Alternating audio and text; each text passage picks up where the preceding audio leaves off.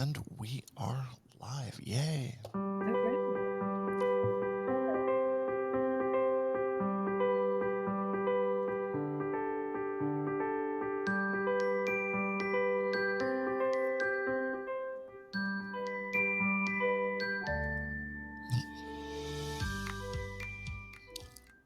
Thank you and welcome to Learning from Smart People. I am your host, Rob Oliver, and I am so excited because we are doing a live event today. This is something that's new. It's going to be something that we do this month. This month, we are focusing on the meeting planning industry. And my very first guest, who I am super excited to introduce you to, her, no, sorry, I'm getting feedback. Let me, Sure.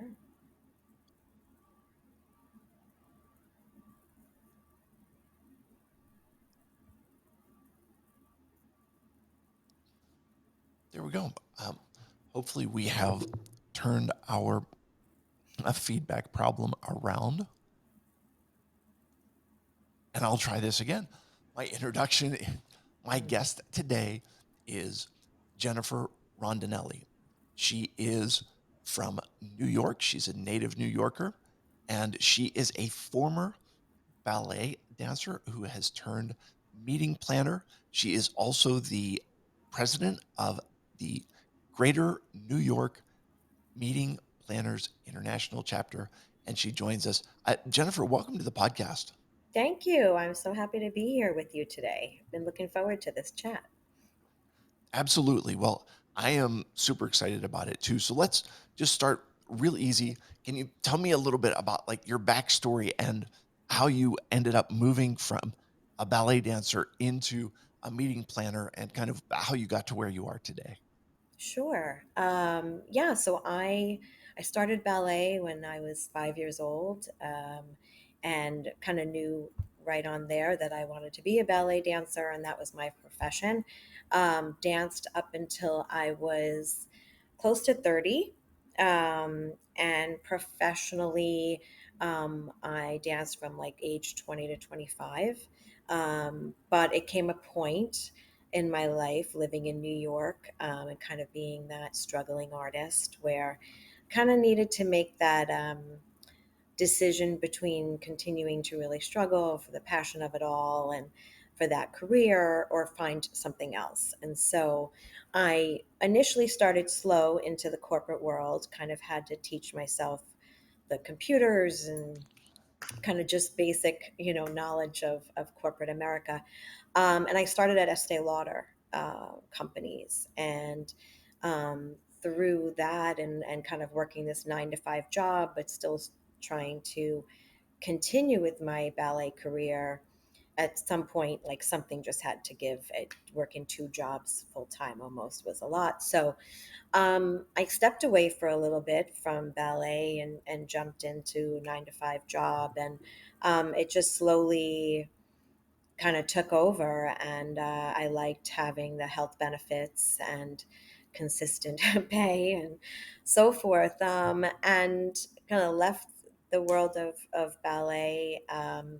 And through my career at Estee Lauder companies, I landed at MAC Cosmetics, where I've been for the past 19 years, in their global education department. And part of that, when I started there was a part of my role that was meeting planning, and kind of end to end meeting planning of sourcing, rooming list, all the things that go into producing a meeting.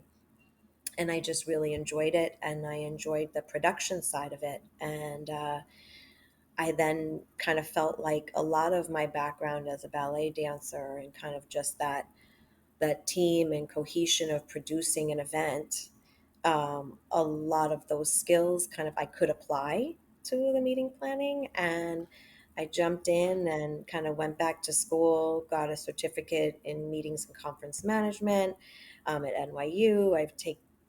Took the CMP, and just dived into the whole world of meetings and events. Fantastic. So let's start kind of from a broad perspective. And what kind of trends, or what's the current state of the meeting industry from your viewpoint? Yeah, I mean, I think you know, we I think people really want to be back in person. So from my perspective in the company at Mac, we're trying to bring those meetings back. But I think, like so many of us, budgets are a concern, and that can be restrictive. So you're maybe balancing in-person meeting, maybe some virtual meetings, a little bit of both kind of happening, and trying to navigate that. So I think, even through MPI and colleagues of mine there within the chapter, I think we're all kind of in that space right now of really trying to push to get back to in person, and be more strategic in how many meetings we're doing and how we're doing meetings. But I think still finding that there are some restrictions. Got it. So, how do you kind of find that balance between virtual, between in person, hybrid, and Mm. then kind of the constraints of budgeting to say, like, we'd love to do an in person, we'd love to do multiple in person events per year, but, we can't with the current constraints. Like, how do you find that balance? And working with our internal team, it's really, I think, one, what's the content and what are Okay. we looking to achieve? So if it is something, if it's a smaller meeting, um, maybe not necessarily a meeting like from my end, because we're a makeup brand, a lot of time we're doing a lot of demonstrations and training, right, on makeup collections and so forth. And so, the best way to understand application and how our artists are going to work at counter is really to be in person. Sometimes, though, there's other trainings that you can do virtually, and it doesn't have to include models and makeup demonstrations and all of that. So I think it's really just looking at what the content is and what you want to achieve in the end result, and then kind of making the decision that way. Okay. So what I'm hearing you say is you kind of reverse engineer it to Mm. say, okay, what are we trying to accomplish with this in order, and once we have the goal, we can figure out what content do we need to meet that goal, and then what's the Yes. best uh, what's the best way to balance Yes. the meeting plan? Is it in person, virtual, based on the Right. content? Am I properly understanding Yeah. that? Yeah. Well said. Yes. Okay, good. I'm just making sure that I'm getting what you're laying down. Yeah. So Yeah. I, I'm I'm curious about this. With you working for a cosmetic company, when you're doing meetings, are are the meetings that you're doing all kind of in, informational meetings for you? Are you doing meetings that are um, you are they all for your brand and brand ambassadors? I don't know what you call your representatives, or who are the meetings that you're doing for?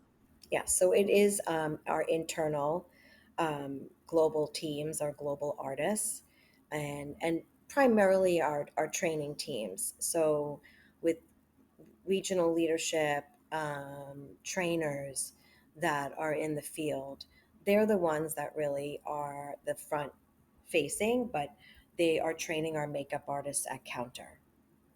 Okay. So our content and our meetings are focused on giving them all of the tools that they need to have in order to train their artists in market at counters. Okay.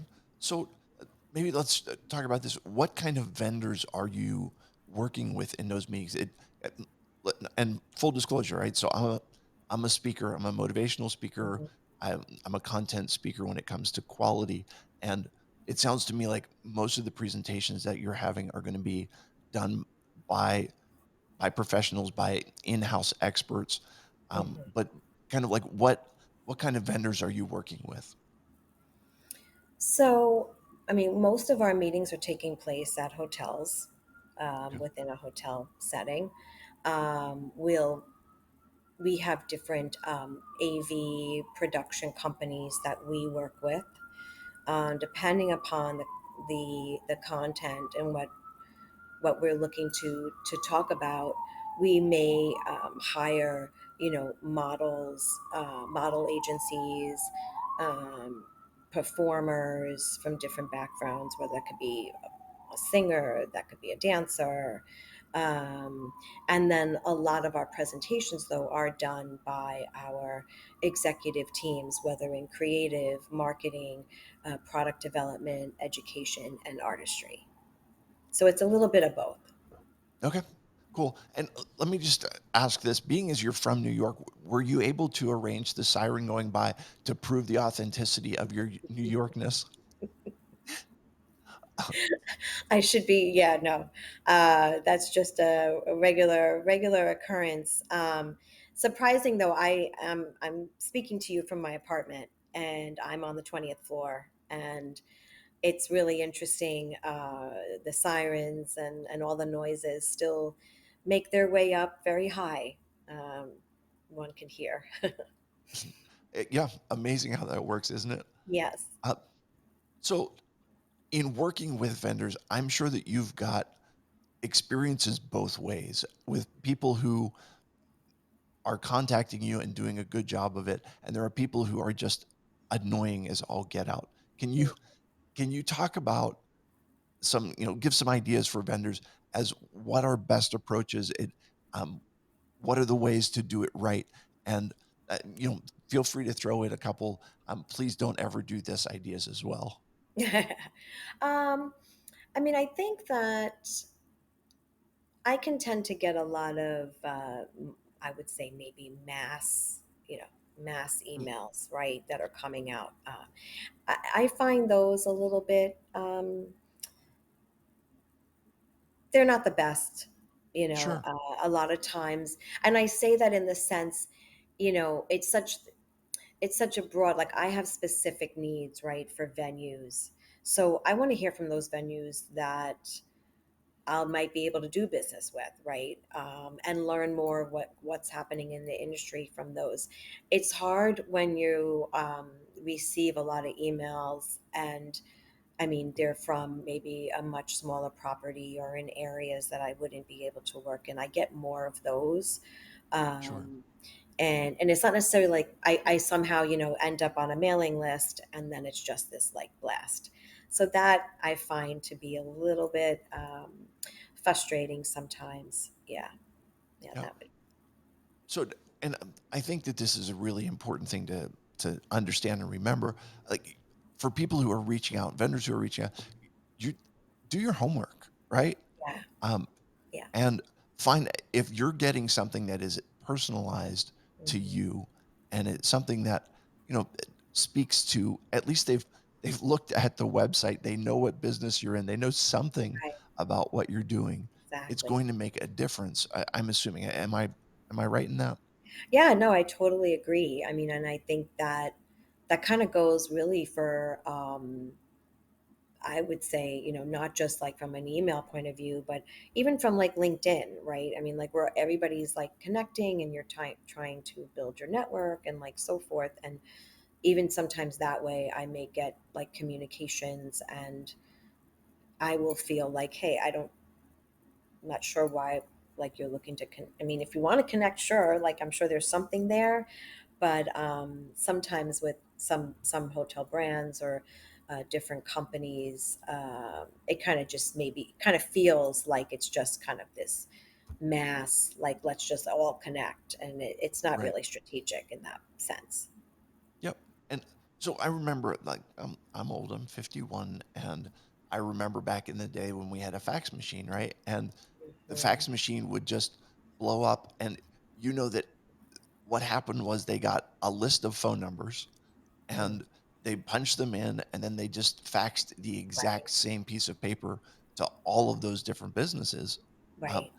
and a lot of people do the same thing today with email, where it's a cut and paste email and you send it to everybody. And it's I think the old adage about it was kind of like spray and pray, right? Where you send it everywhere and then hope that something sticks. Yeah, And full disclosure, you and I met, we connected through LinkedIn. yeah. And when I reached out to you, I was specific about what I was where I found you, why I Right. wanted to connect with you, Correct. and why I thought there was a resonance there. Yes. And I feel like when you're doing that, when you Hmm. have that approach, it's much more likely to make the connection than it Yeah. is just to say, I'm trying to, expand my network. How can Right. I serve you kind of thing? Right. Am Right. I speaking I properly to that? agree. Yeah, no, totally. I mean, I think that was something that made it easy for me to say yes, to connect with you specifically, as you said, because you were, I think, thoughtful, and there was an intention there, um, and it made sense, right? And you gave a brief, overview of who you were, so it opened up the dialogue, and Sure. here we are now. So Good. And it works. And part of it may be just because you're nice and you're like, well, I mean, but we'll not go into that all that right. much. So is and if you don't want to answer this question, I understand.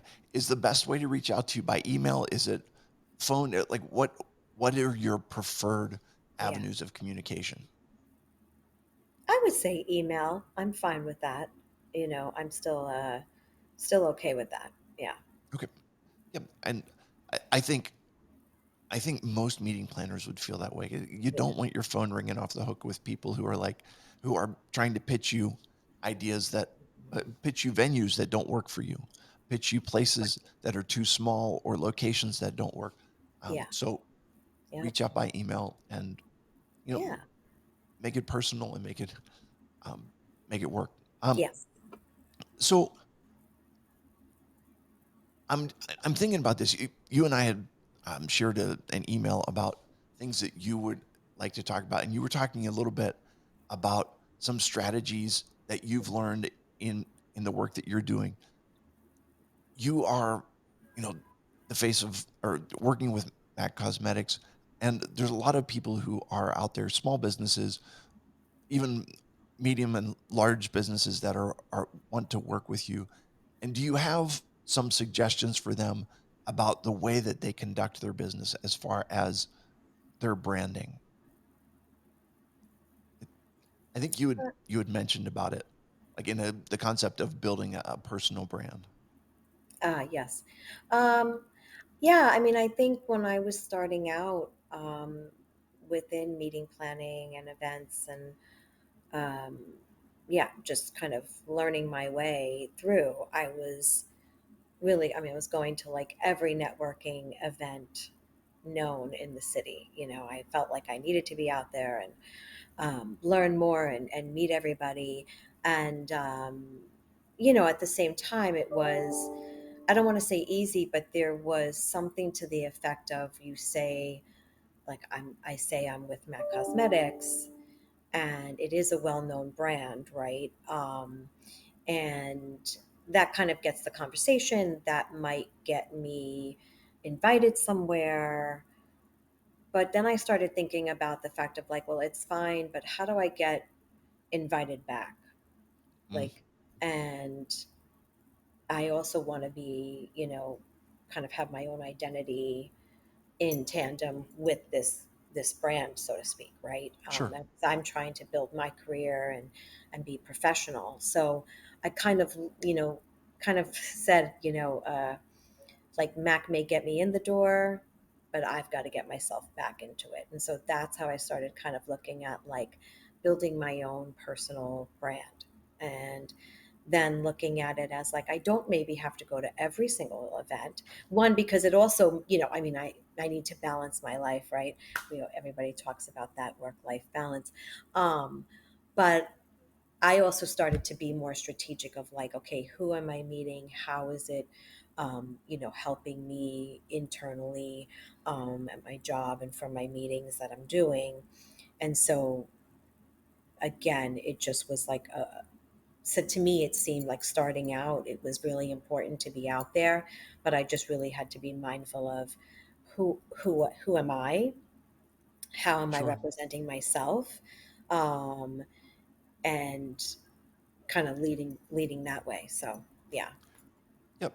So my family has a background in the car industry, and I think what you're talking about a little bit is building up your personal network as you build your professional network, Mm-hmm. so that in if things change and you end up in a different place, you still have your network of connections, and Yeah.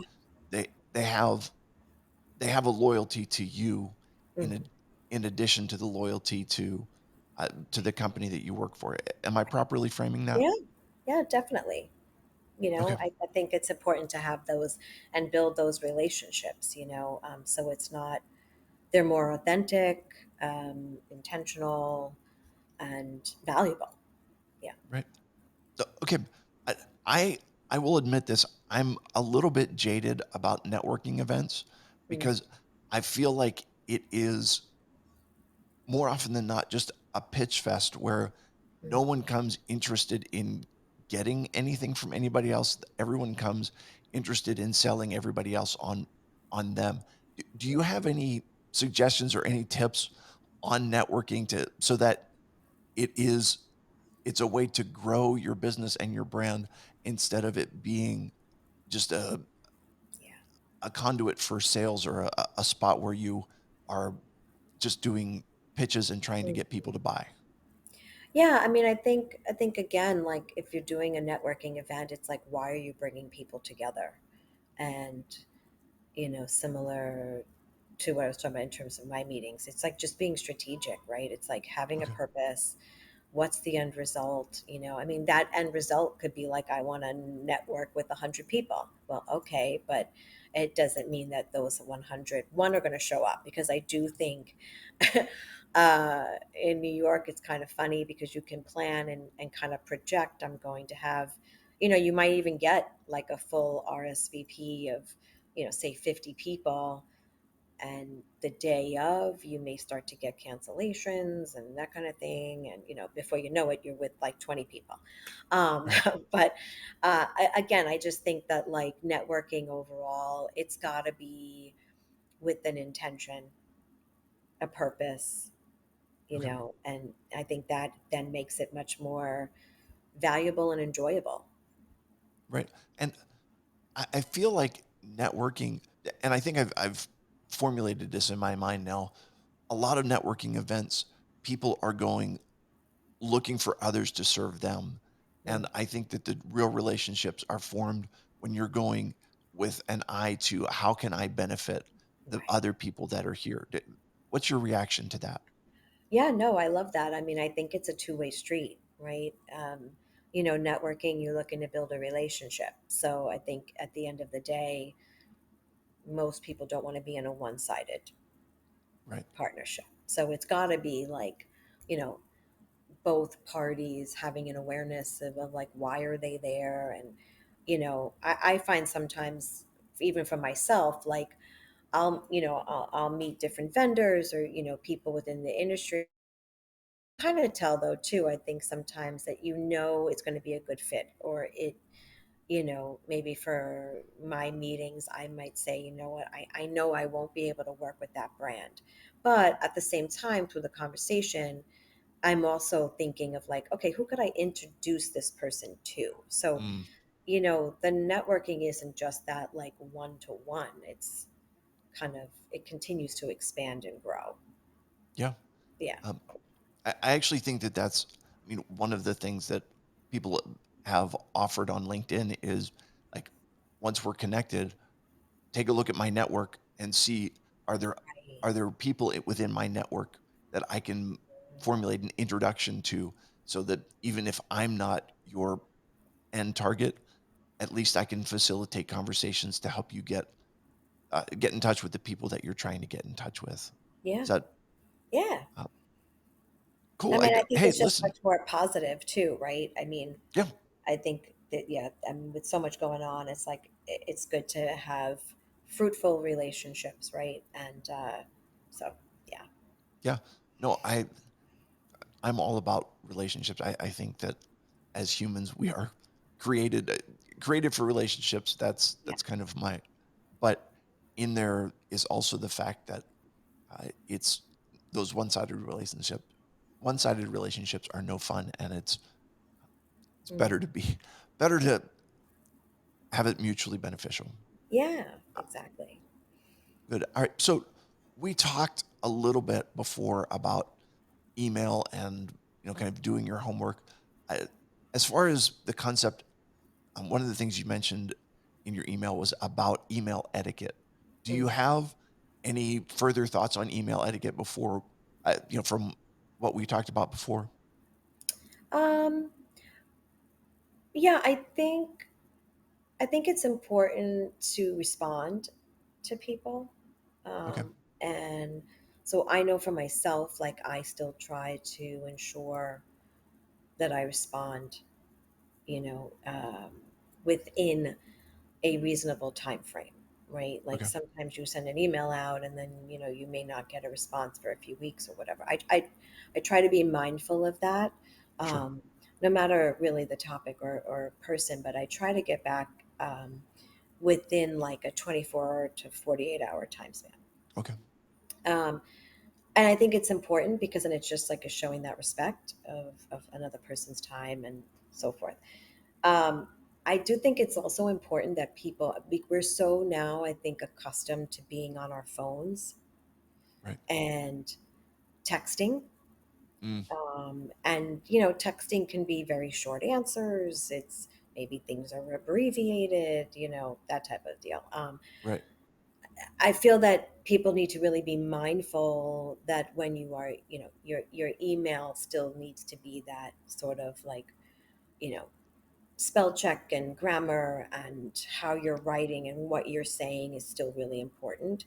And I find it interesting, just like in where we're at, that like sometimes I'm like, did you think you were texting to me or, and it's funny because you think, that it wouldn't be happening, but it does. And so I do think that it is important etiquette wise to, when you're writing to somebody via email, to ensure it's still coming off like professional, Mm, um, that it's phrased in a good way. I mean, I try to be mindful myself. I'll reread things a few times before hitting the send button. You know, um, sure. so I think that's important. Yeah. I, listen, Jennifer, I've really enjoyed our conversation. If people want to get in touch with you, what's the best way to do that? Is it through the Mac Cosmetic website? What would be your preference? Typically, I would say probably LinkedIn if they want Okay. to connect with me. Um, yeah, not through Mac website. You Okay. won't find me there, but Okay. LinkedIn is always good, and yeah, Excellent. probably the best way. Well, I will put that link in the show notes so anybody who's interested in Sure. connecting with you can do that. So, last thing we get to do is my favorite part of the show. It is three questions to Yeah. establish your humanity. Are you ready for these, my friend? Sure. Let's Okay. do it. Um, if you were a superhero, what would your superpower be?